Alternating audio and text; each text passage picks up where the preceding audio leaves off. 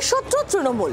প্রায় প্রত্যেক দিনই বিরোধীদের মুখে একথা শোনা যায় যে দলাদলি করেই দলটা একদিন শেষ হয়ে যাবে, কিন্তু এই কথা এবার শোনা গেল শাসক দলের নেতার মুখেই। বীরভূমের যে সে নেতা নন, খোদ অনুব্রত মণ্ডল বলছেন এ কথা। কিন্তু কাকে নিশানা করলেন কেষ্ট মণ্ডল?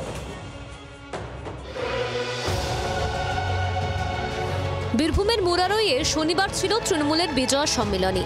মঞ্চ থেকে বিরোধীদের উদ্দেশ্যে শেল ছুড়বেন নেতারা, এমনটাই প্রত্যাশিত ছিল, কিন্তু হলো উল্টোটাই। শত্রু হিসেবে তৃণমূলকেই চিহ্নিত করে বসলেন বীরভূম তৃণমূল কংগ্রেসের জেলা সহ সভাপতি মলয় মুখোপাধ্যায়।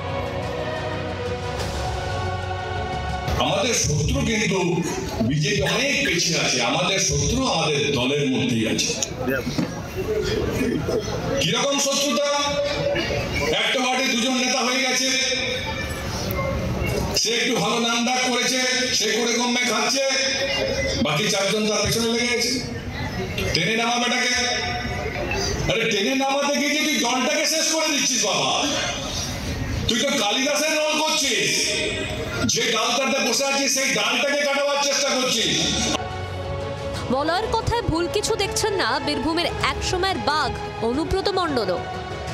দাদা একটু আগে এই মঞ্চে সুদীপ্তদা মলয়দা বললেন যে তৃণমূলের শত্রু তৃণমূলই, তৃণমূলের তো যদি কেউ হারাতে দাবি কথা বলেছে, যেটা ন্যায্য কথা বলেছে সেইটাই। তৃণমূলের শত্রু বিজেপি নয়, তৃণমূলের শত্রু কংগ্রেস নয়, তৃণমূলের শত্রু সিপিএম নয়, তৃণমূলের শত্রু তৃণমূল। এটা অন্যায় বলে না, এখানে এক কথা বলছি, বাইরে গিয়ে এক কথা বলছি। দাদা এটা মিটবে কি করে? মমতা ব্যানার্জির দল না, তিনটে ছাগল থাকলে খুব মারামারি করে, একটা ছাগল নিচে দিয়ে থাকে। কাকে নিশানা করতে চাইলেন কেষ্ট? ছাগলের তৃতীয় সন্তানটি কে সেটা অবশ্য স্পষ্ট নয়। ঘটনাচক্রে শনিবার অনুব্রতের উপস্থিতিতেই কাজল শেখ বিজয় সম্মেলনীর মঞ্চে উঠতে দুই গোষ্ঠীর সমর্থকদের মধ্যে শুরু হয়ে যায় তু তু ম্যা ম্যা। এরপরও তৃণমূল নেতৃত্বকে বলতে হচ্ছে অল ইজ ওয়েল।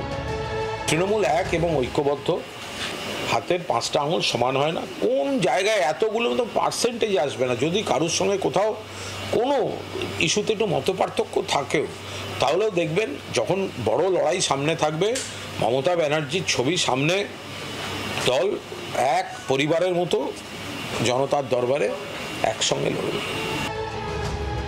নেতায় নেতায় মতপার্থক্য থাকতেই পারে, তা বলে নিজেদের দলের লোককে শত্রু বলে চিহ্নিত করা যায়? তাও আবার খুললাম। এটাও কি কালিদাসের মতো আচরণ হয়ে যাচ্ছে না? ব্যুরো রিপোর্ট, জি 24 ঘন্টা।